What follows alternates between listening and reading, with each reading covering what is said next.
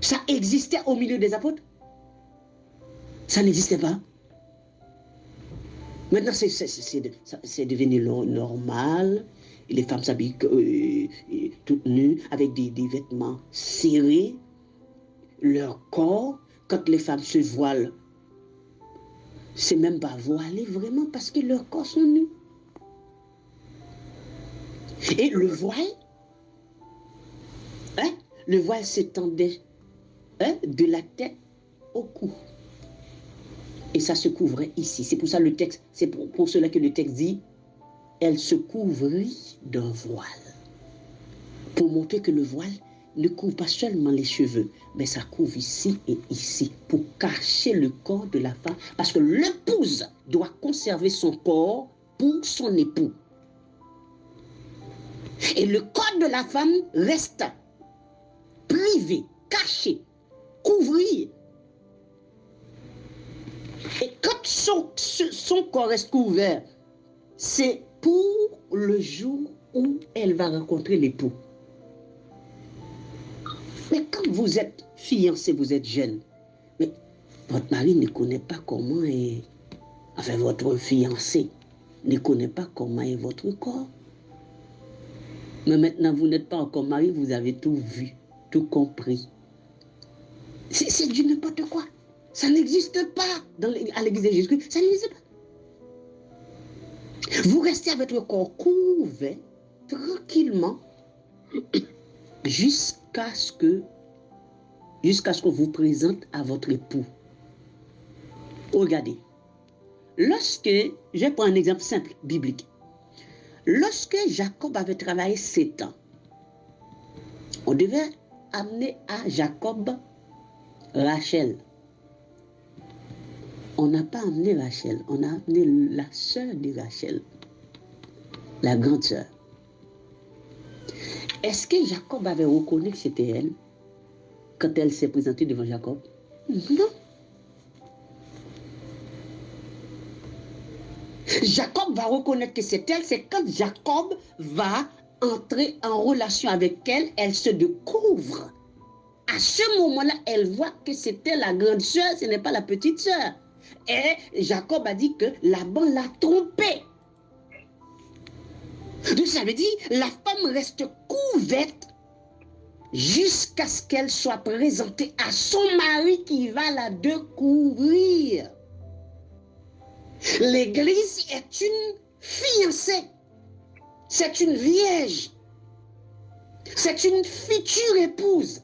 Elle doit rester couverte jusqu'à ce qu'elle soit présentée à l'époux. C'est l'époux qui découvrira l'épouse. Mais nous voyons que au lieu que l'église reste couverte, l'église se prostitue. L'église s'habille en prostituée sans même qu'elle soit présentée à son époux. Est-ce que l'époux va recevoir une église prostituée, une église qui se livre comme une sorte d'objet de convoitise? Non, l'époux n'a pas besoin d'un objet de convoitise. Quand une femme devient un objet de convoitise, elle n'est plus la gloire de l'homme. Si l'église devient un objet de convoitise, elle n'est plus la gloire de Dieu. C'est la honte de Dieu. C'est l'opprobre. C'est la raison pour laquelle que je vous dis, bien-aimés, l'église, les bien-aimés frères et sœurs, doivent s'habiller convenablement en se couvrant pour ne pas être des objets de convoitise. Vous ne pouvez pas vous habiller comme les églises traditionnelles. Parce que ces gens, ce sont des zombies, des morts vivants qui n'ont pas l'esprit de Dieu, comme dit Timothée 5,6. Les personnes qui vivent dans les plaisirs, ce sont des personnes mortes, bien qu'elles soient vivantes. Donc ce sont des morts, des zombies. Et ces zombies ne peuvent pas recevoir la révélation de l'évangile. Parce qu'on dit l'homme animal, 1 Corinthiens 2,14, ne reçoit pas les choses de l'esprit de Dieu. Car c'est une folie pour lui. Donc n'attendez pas que ces zombies vont accepter et croire.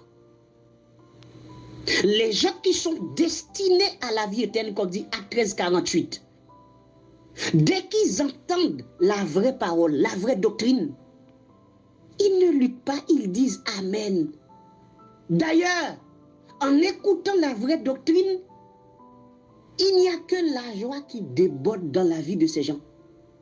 Parce que ces gens sont contents en écoutant la vraie parole, en disant, mais ça fait longtemps que j'attendais cette parole. Et je me rappelle quand j'avais reçu l'évangile, quand j'entendais le serviteur de Dieu, le pasteur qui parlait, j'étais émerveillé, j'étais content. J'ai dit, mais franchement, c'est extraordinaire, mais tout est écrit, mais comment on n'a pas vu ça? Mais les pasteurs là qui lisent, ils lisent quoi alors? Est-ce qu'ils ont fait exprès? C'est la question que vous allez poser, parce que c'est écrit. Alors, vous pensez que les pasteurs traditionnels ne voient pas que les femmes n'ont pas le droit de parler, de diriger ou d'être pasteurs? Ils ont vu ça. Vous pensez qu'ils n'ont pas vu? Ils ont vu. Ils ont vu qu'il n'y avait pas de femmes pasteurs, pas de femmes apôtres, prophètes, docteurs. Non. Quand je dis prophète, je vais préciser pour des gens qui vont me dire qu'il y a des femmes prophétesses. Attention, il y a une différence entre un prophète et une prophétesse. Parce qu'un prophète fait partie des 5 dons du ministère. Une prophétesse fait partie des dons spirituels, normales, de l'Église. Et une prophétesse et un prophète, c'est différent. Le prophète peut prophétiser au milieu de l'assemblée, parler au milieu de l'assemblée. La prophétesse ne peut pas le faire parce qu'elle n'a pas le droit de prendre la parole au milieu de l'assemblée. Elle va donner le message, on va retransmettre le message pour elle. Comme faisaient les filles de Philippe. Les filles de Philippe prophétisaient chez Philippe. Ce n'était pas au milieu de l'assemblée puisque la femme n'a pas les doigts. Paul était clair là-dessus. Lorsqu'il arrivait dans le verset 32, 1 Corinthiens 14, il disait « Les esprits des prophètes sont soumis aux prophètes. » Comme dans toutes les églises des siècles, les femmes se taisent dans les assemblées. Pourquoi il a commencé par cette phrase du verset 32 « Les esprits des prophètes sont soumis aux prophètes » pour s'adresser aux femmes. Pendant ce temps, il vient de parler aux hommes en disant que « Monsieur, si vous parlez, faites-le successivement, l'un après l'autre. » Si vous parlez, quelqu'un ne peut pas traduire et vous ne pouvez pas traduire vous-même, fermez votre bouche. En arrivant chez les femmes, ils disent, les femmes, comme dans toutes les églises des saints, ce n'est pas à Corinthe. Si vous faites partie des églises des saints, c'est à vous que ce message est adressé. Comme dans toutes les, c'est pas à Corinthe, non, dans toutes les églises des saints. Qu'est-ce qui se passe? Que les femmes se taisent dans les assemblées. Maintenant, si l'assemblée dans laquelle vous êtes, ce n'est pas une église des saints, les femmes peuvent être pasteurs, docteurs, comme vous voulez. Vous pouvez même faire la sorcellerie, comme vous voulez là. Ce n'est pas une église des saints.